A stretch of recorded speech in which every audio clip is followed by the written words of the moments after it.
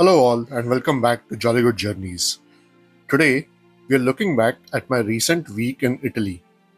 If you followed along with the latest videos, you'll know I bypassed the usual tourist sprint and set up a single base camp in the striking hilltop city of Orvieto. For 7 days, those ancient streets and architectural layers were my anchor. In this video, I'm breaking down exactly how I structured that week. I'm not here to give you a rigid step by step travel guide. Instead, I want to share my personal experience of navigating the region, finding those quiet historical pockets, and exploring the area at my own pace. Let's get into it.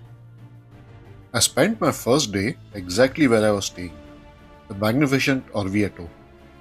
I started at the Duomo, and even after seeing it several times, that first slow look upward at the golden facade always felt like the true beginning of the trip. The scale of it was just overwhelming. The detail in the marble carvings told stories that have stood for centuries. I spent a long time just tracing the lines of the bas reliefs, which really set the tone for the architectural focus I wanted for the week.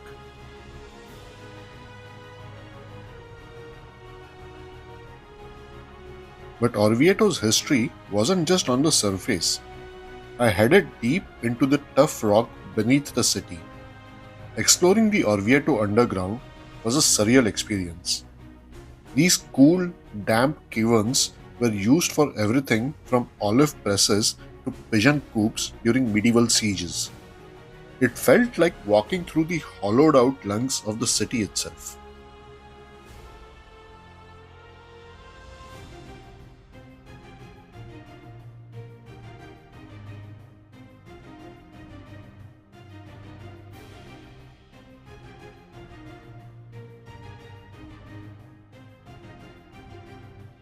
My next stop was the Pozzo di San Patrizio. I started the long descent down one of the two spiral staircases. The engineering was ingenious, designed so that mules carrying water up wouldn't cross paths with those going down. Every step felt like descending deeper into a masterpiece of 16th century utility.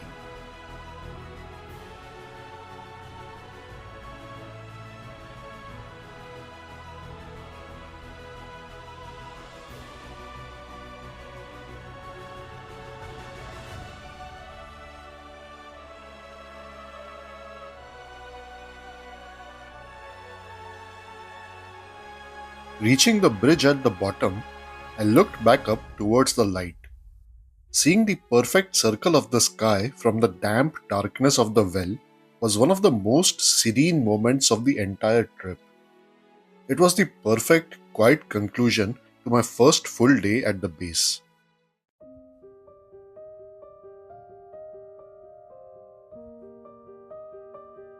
On day 2, I headed across the border into Lazio. I began by wandering through the quiet, more modern streets of Bagnoregio.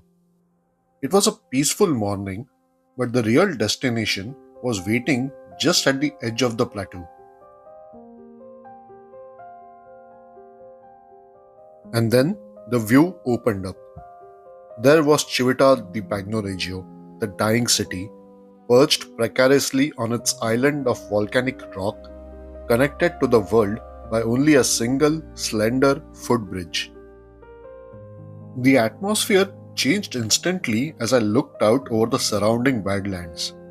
A thick, heavy fog began to roll in from the clay valleys, swirling around the base of the bridge and making the entire town look like it was floating on a cloud.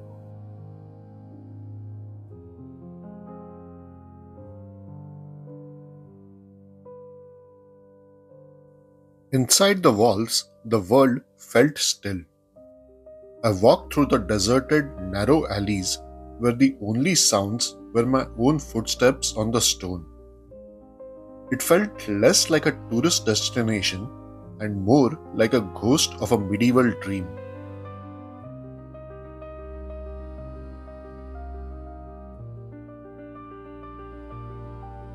As I made my way back across the bridge, The fog finally won.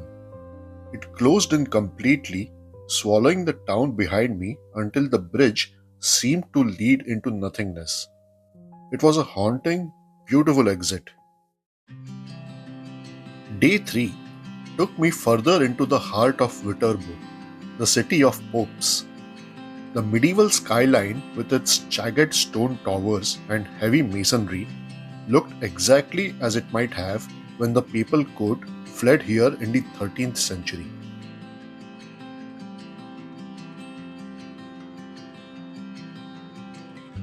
I spent some time in the main square of the Palazzo dei Papi. The Gothic loggia was incredibly delicate compared to the fortress like walls surrounding it, a perfect marriage of power and art.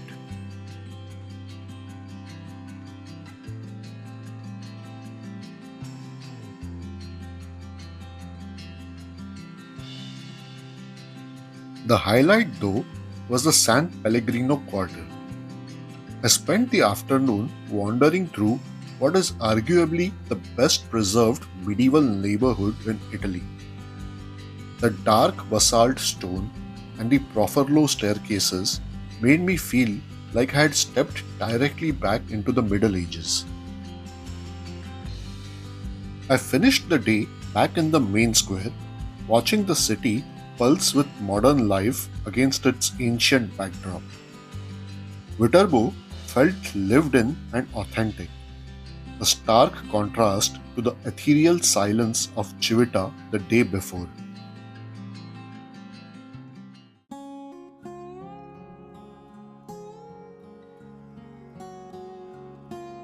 For day 4, I headed north towards Lake Trasimeno. I arrived at Castiglione del Lago and looked out over the water. The town sat on a limestone promontory overlooking the vast, calm expanse of the lake below.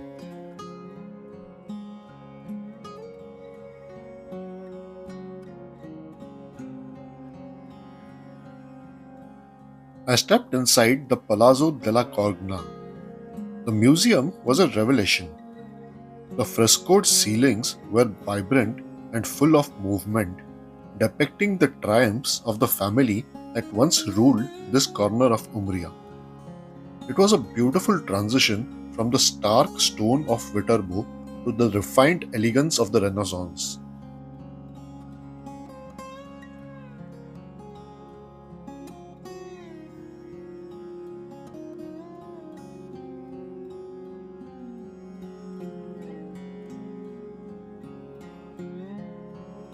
From the palace, I followed the long, covered walkway that led towards the fortress.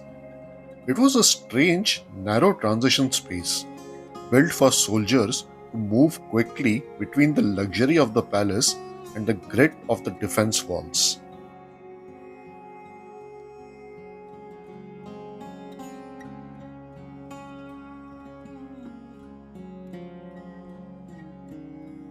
Once inside the Rocca del Leone, I looked back at the internal structure. The shape of the fortress was a marvel of military planning, and standing inside, you could feel just how impenetrable this place was meant to be. Then I turned my gaze outward. From the high walls, the view changed from military might to natural beauty, with the blue of the lake stretching out towards the horizon under the afternoon sun.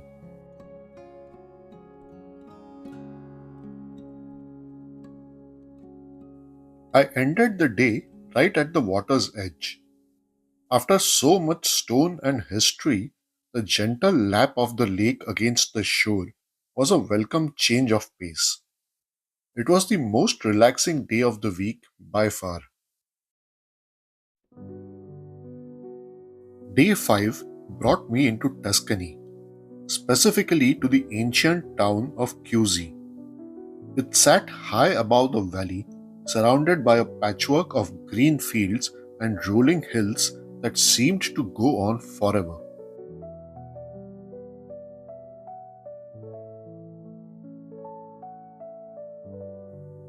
I spent a significant amount of time inside the Cathedral of San Secondiano.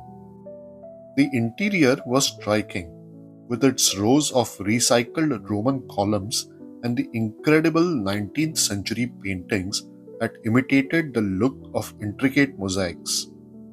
It was a space that felt layers deep in history.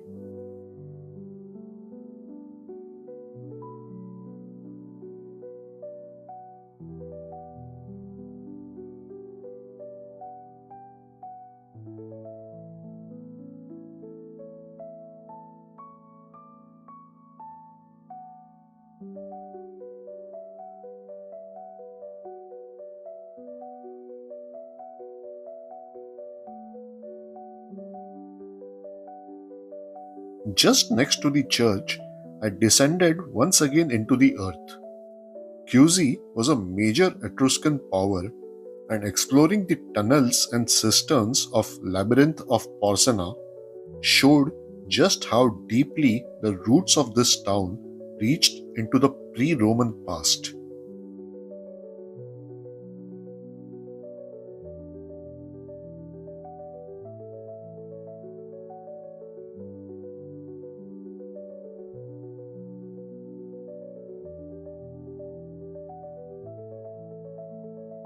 To finish the day, I climbed the separate bell tower across from the cathedral. The climb was steep, but the reward was a full minute of pure silence at the top, looking out over the borders of Umbria and Tuscany. From up there, you could see the entire geography of my trip laid out in one panoramic sweep.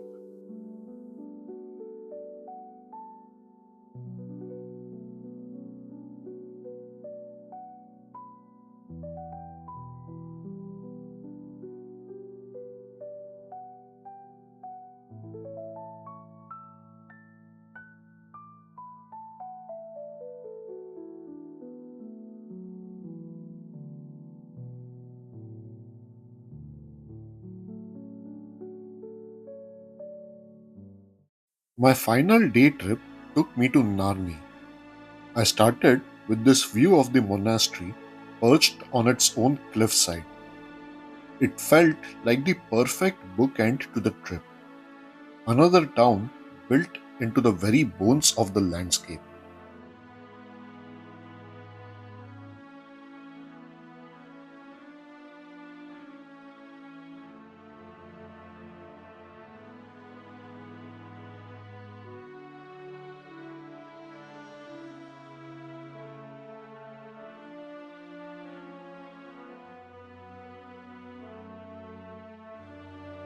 I walked into the Piazza de Priori, the heart of the town.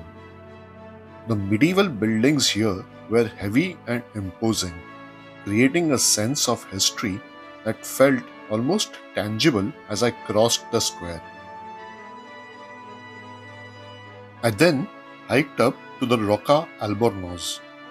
Standing outside those massive square towers, I was struck by the sheer scale of the 14th century fortifications. It was built to dominate the valley, and even today, it still feels like it does.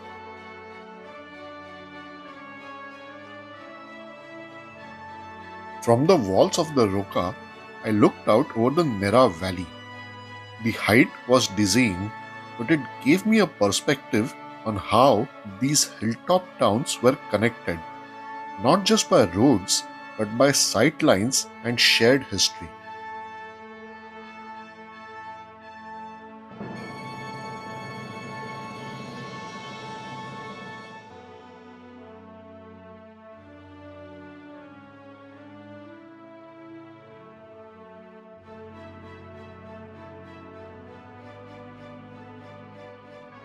My final stop in Narni was down at the river to see the ruins of the Bridge of Augustus. Seeing that massive Roman arch still standing despite the centuries and the floods was a powerful reminder of why I came here, to see the layers of time that make this region so unique.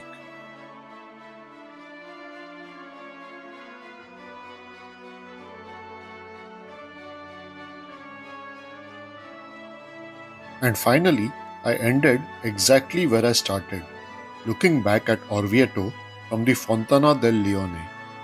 Using one city as a base for the trip allowed me to truly feel the rhythm of the region without the rush.